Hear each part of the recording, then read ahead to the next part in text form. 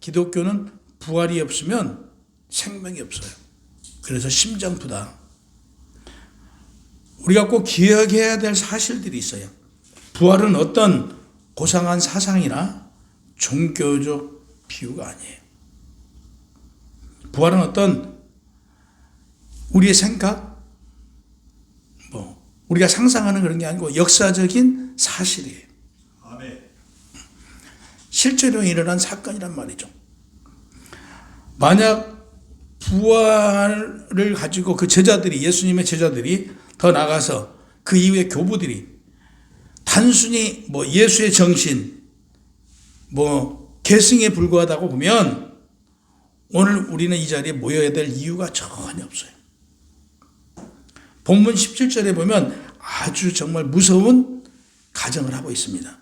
그리스도께서 다시 살아나신 일이 없으면 너희의 믿음도 뭐라고요? 헛되고 너희가 여전히 죄 가운데 있을 것이요.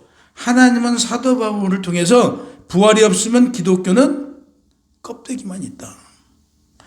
허상이고 아무것도 아니다. 이렇게 말씀하고 계세요. 오늘 이 말씀을 통해서 우리는 깨달아져야 돼요.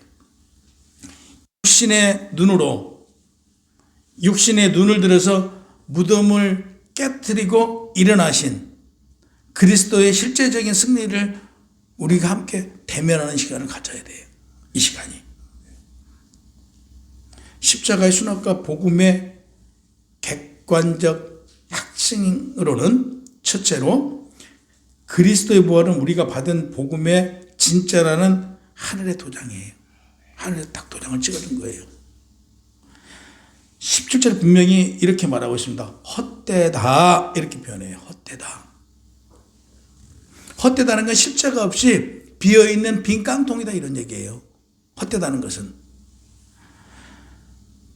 그러면 기독교의 부활이 없으면 뭐라고요? 헛되다. 빈 깡통이다. 기독교는 부활이 있기 때문에 기독교가 있는 거예요. 네. 그래서 십자가 우리 죄에서 값을 치르는 제단이었다면 부활은 하나님께서 그 제사를 기쁘게 받으셨다는 증거예요. 우리가 영수증을 받은 거예요. 지금 부활을 통해서. 만약 예수님이 무덤에 그대로 머물러 계신다면 누가 그리스도를 믿고 누가 구원을 믿고 누가 영생을 믿겠어요? 이걸 증언할 사람이 아무도 없어요. 예수 그리스도가 무덤에 있다면. 그러나 예수 그리스도가 부활을 하셨기 때문에 우리의 영생도 우리의 구원도 우리가 말할 수 있는 거예요. 내 아들의 대속은 완벽하다라고 얘기해요. 하나님께서. 이어서 그의 피는 너희의 모든 죄를 씻기에 충분하다라고 말씀하셨어요. 하나님께서. 우리의 구원의 확신은 다른 데 있는 게 아니에요. 내 감정이나 내 뜨거움, 신앙의 열심에서 나오지 않아요. 구원은. 오직 부활이라는 객관적인 입장에서 사실 위에 있는 거예요. 우리가 무엇을 해서 얻을 수 있는 건 아무것도 없어요. 예수 그리스도의 부활을 통해서 우리의 구원도 이어지는 것이고 예수 그리스도의 고난과 십자가의 그 아픔을 통해서 우리의 죄사함도 받을 수 있는 것이고 우리가 오늘 살아가는데 견딜 수 있는 거예요. 예수 그리스도의 고난을 우리가 바라보면서 우리의 삶의 고난이지만 고난을 누구를 위한 고난이라고요? 나를 위한 고난. 예수 그리스도가 고난의 길을 걸어가신 게 곧 우리가 그걸 바라보면서 우리가 부활의 소망을 가지고 지금 현재가 아니고 미래의 나를 바라보고 갈 수 있는 거예요. 얼마나 부활이 중요하고 소중한가를 다시 한번 이 시간에 일깨워주는 시간이죠. 부활은 객관적인 역사적인 사실이에요. 내가 흔들리고 우리 보세요. 때로는 우리 믿음이 흔들릴 때도 있어요. 기도가 안 될 때도 있어요. 내 마음이 내가 예수를 믿는데도 왜 이렇게 초라해질까? 이렇게 느껴질 때가 있어요. 이때 우리는 뭘 생각해야 되냐면 예수 그리스도의 빈 무덤을 한번 생각해 보자고요. 예수 그리스도의 부활을 한번 생각해 보자고요. 우리가 지금 현재 이 나에게 주어진 세상을 바라보는 게 아니고 미래를 바라보자고요. 내가 먼 훗날에 하나님 나라로 간다는 걸 한번 생각을 해보자고요. 하나님 나라에서 나의 모습을 상상해 보자고요.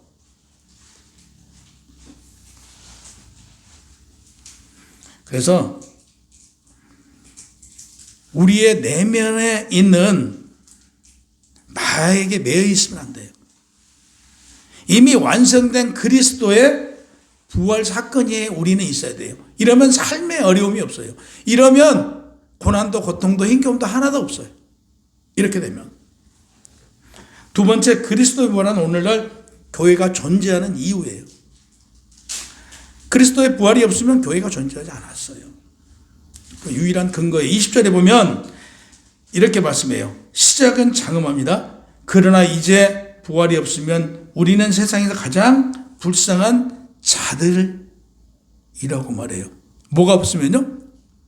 부활이 없으면 헛된 거예요. 다시 얘기해서 우리가 세상에서 가장 불필요한 시간을 보내고 있는 거예요. 여기서 지금요. 매주 나와서 예배 드려야 될 이유가 없다는 얘기예요. 가장 불쌍한 자들이 된다 이거예요. 부활이 없으면. 근데 예수 그리스도의 부활은 사실이고 역사란 말이에요. 그렇기 때문에 우리가 불쌍한 자가 아니고 우리는 복받은 자예요. 하나님을 아버지라 부르고 예수 그리스도를 통해서 하나님과의 관계가 회복되고 예수 그리스도를 통해서 우리가 아들로 일컬음을 받아요. 네. 그래서 우리가 하나님의 종으로 살 것이냐 아들로 살 것이냐, 이 시간 우리가 하나님의 종으로 부활절을 맞이할 것이냐 하나님의 아들로 부활절을 맞이할 것이냐, 이걸 우리는 이 시간 또 생각해 봐야 돼요. 가장 중요한 것은요, 누가 교회를 다스리고 계신다? 주님은요, 예수님은 교회의 머리 되세요. 그럼 교회가 누구를 통해서 만들어져요? 예수 그리스도를 통해서 교회가 형성되었고 오늘날 교회가 있는 거예요. 그러면 예수 그리스도가 없는, 그러니까 예수 그리스도 부활이 없는 교회는 없어요. 근데 오늘날 교회가 보세요. 없어. 예수 그리스도가 없어요. 오늘날. 가장 문제는 이런 부분이죠. 교회의 머리 되시는 예수 그리스도. 머리가 죽었어요. 예를 들면. 예수 그리스도가 살아나지 않으셨어요. 그러면 죽은 자가 산자를 다스릴 수 있어요? 죽은 자가 산자를 다스릴 수 없어요. 예수 그리스도가 부활하셨기 때문에 교회의 머리 되시는 예수 그리스도를 통해서 우리가 지체로서 살아갈 수 있는 거예요.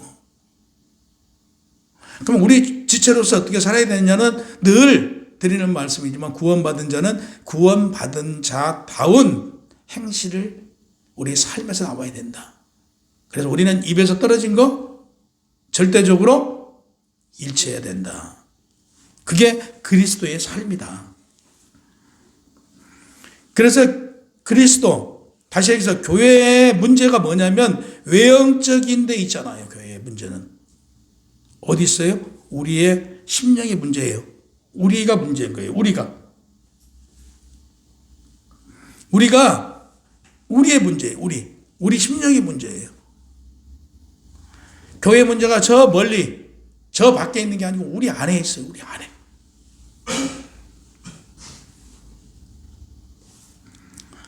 한마디로 예수 그리스도가 없어요. 하나님이 우리 안에 없어요. 이게 가장 큰 문제예요. 예배는 드리고 있는데 예배를 드리는 이유가 목적이 하나님께 영광이 아니고 나의 어떤 이익을 해서 나의 무엇을 위해서. 오늘날 큰 교회들, 대교회들 심각해요. 이런 부분이 심각한 거예요. 이런 부분이. 하나님이 안 계세요. 목사가 왕이에요. 왕. 군림이에요.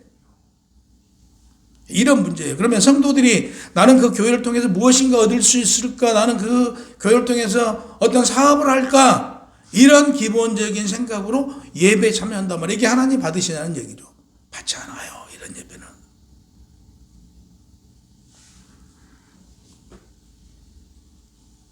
우리가 늘 예배에 참석할 때는 어떤 마음으로 참석한다? 떨리는 마음으로. 지금 하나님이 우리와 함께 한단 말이에요. 이걸 보고 계신단 말이에요. 우리 안에서 우리 하나 행동 하나하나를 다 감찰하고 계신단 말이에요. 이런 떨리는 마음이 우리 속에 있었을 때 예배가 온전하다 이거죠. 온전하다. 다른 문제가 아니라고 그랬죠. 교회가 문제는 어디에 있냐 이거예요. 떨리는 마음, 하나님을 두려워하는 마음, 하나님의 사랑을 우리가 느끼면서 예배에 참석해야 된다. 주님은 살아계시기에 우리의 기도를 반드시 응답한다. 우리의 기도를 100% 응답받아야 한다. 맞아요. 우리의 시간과 하나님의 시간은 차이가 있어요. 하나님의 응답의 차이는 있지만 하나님께서는 100% 우리의 기도를 다 들어주신다. 이거예요. 보세요. 첫 열매와 육체의 부활의 산소망이라고 그랬어요. 첫 열매와 육체의 부활의 산소망이에요. 마지막 부분이에요. 그리스도를 잠자는 자들의 첫 열매라고 불렀어요.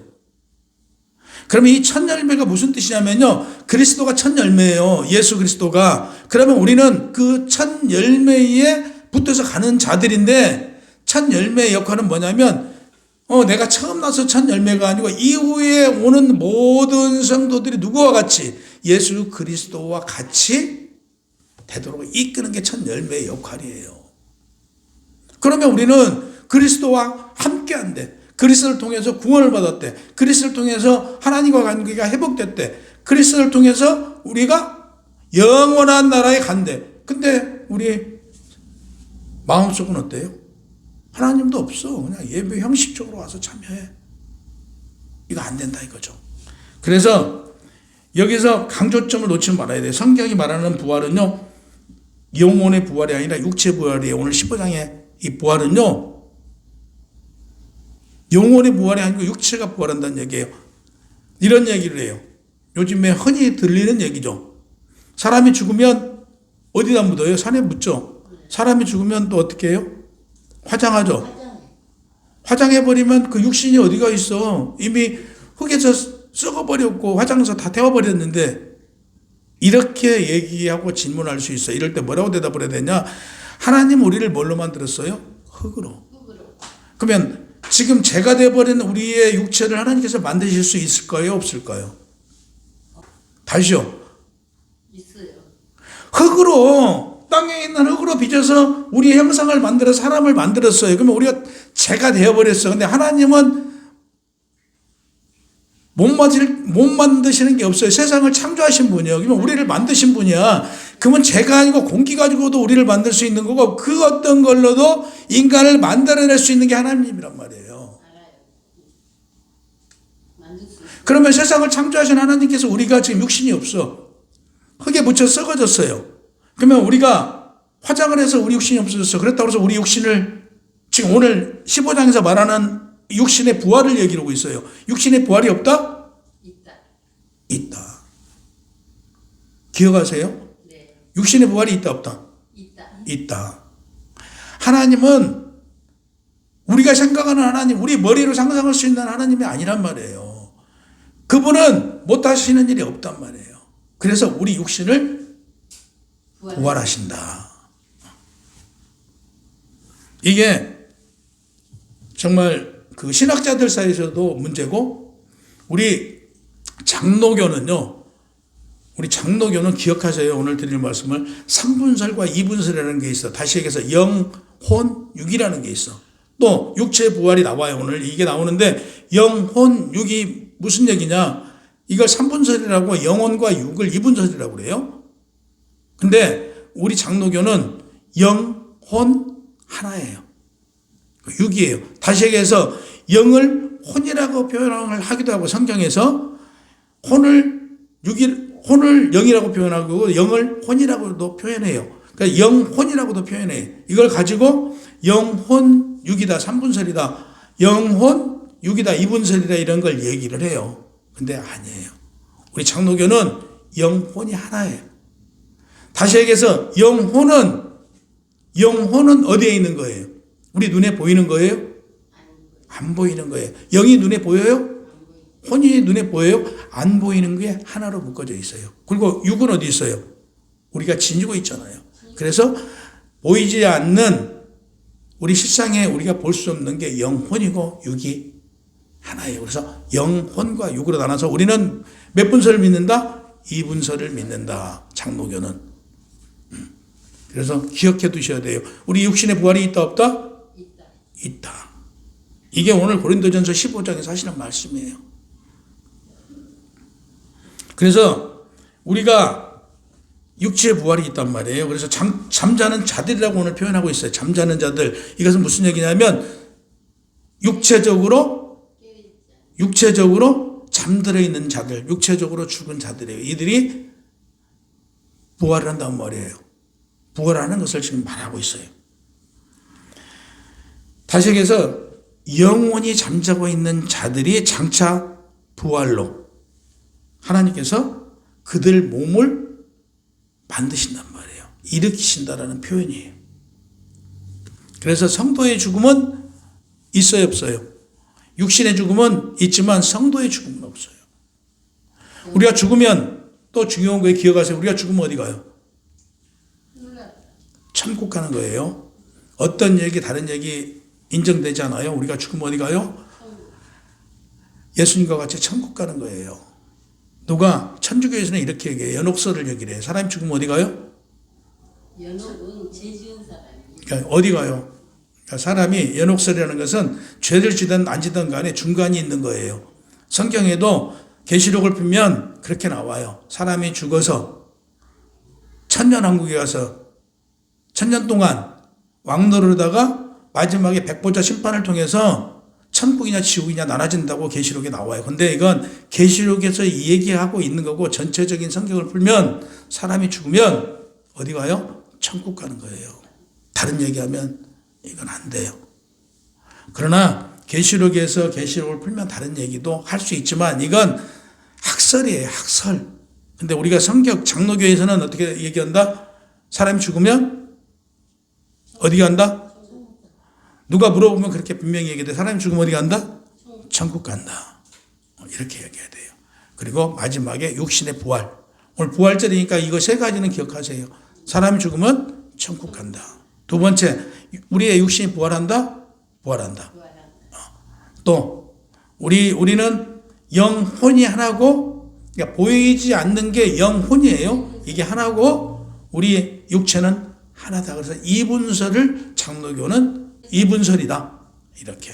그래서 삼분설을 가지고 장로교 성도들이 삼분설을 얘기를 하면 장로교가 아니에요. 다른 사람들이에요. 그래서 분명히 이것만 오늘 분명히 기억하세요. 오늘. 네. 기억하시고 누가 물어봐도 나는 장로교 성도이기 때문에 이렇다라고 말해야 돼요. 그래서 오늘 부활절을 맞이해서 중요한 거 이건 우리가 꼭 알아야 된다. 이걸 모르는 사람들도 있어요. 목사들도 몰라요. 장로교 목사들이 삼분설을 주장하는 사람들도 있고 장로교 목사들이 육체의 부활에 대해서 우리가 뭐 휴거라고도 하잖아요. 휴거설이라고도 하는데 이런 부분을 정확히 정립이 안 된 경우들도 있어요. 그런데 우리 열방으로 교회 성도들은 정확하게 딱 정립을 하고 있어가지고 누가 물어봐도 대답할 수 있고 아니다 라고 얘기해야 돼요. 첫 열매가 맺으면 반드시 그 다음에 수확이 따른단 말이에요. 그렇죠? 그리스도께서 육신을 입고 다시 살아나실 게 그분에게 우리가 붙어있는 우리도 반드시 육신을 입고 다시 살아날 것이다. 아멘? 이거 다시 살아나는 게 세상은 죽음으로 끝이라고 그래요. 근데 우리에게는 죽음은 새로운 시작이에요. 네, 새로운 시작이고 그리스도가 육신을 입고 다시 살아나셨기 때문에 우리도 그리스도와 같이 육신을 입고 다시 살아난단 말이에요. 그래서 그리스도인은 어떤 어려움이 와도 절망하지 않는 거예요. 어떤 고난이 와도 예수 그리스도의 고난을 생각하면 그 고난이 아무것도 아니에요. 어떤 아픔이 있어도 예수 그리스도의 그 아픔을 생각하면 그 아픔을 이겨낼 수 있는 거예요. 그게 그리스도 교회예요. 우리 이웃과 형제들 한번 보자고요. 몸이 아파서 병든 자도 있고요. 그죠? 어떤 우리 오늘 최수사의 기도 속에서 어떤 고난의 경제적인 어려움을 겪고 있는 사람도 있고요. 힘겨움이 있는 사람도 있고요. 죽는 자도 있고요. 이런 걸 우리가 다 봐요. 그러면서 우리가 세상적인 모습으로 세상의 눈으로 이런 걸 바라보면 처참해요. 처참해요. 근데 우리는 어떤 눈으로 바라본다? 소망의 눈으로 바라보는 거예요. 소망의 눈으로. 보세요. 기독교는 이런 이별 앞에서 그리고 사랑 앞에서 어떤 죽음 앞에서 우리는 담대히 죽음을 이기신 자들이란 말이에요. 죽음을 이겨낸 자들이란 말이에요. 그러면 죽음을 이겨낸 자들다운 삶으로 살아가면 이 세상을 이기기 싫어도 누가 지켜주세요? 하나님께서 우리와 함께하기 때문에 우리는 이길 수밖에 없는 삶의 주인공이다. 마지막에 우리는 어디로 간다? 천국 간다. 그리고 우리는 마지막에 부활해서 다시 하나님과 같이 영원한 생명을 누릴 것이라는 걸 믿으시기 바랍니다.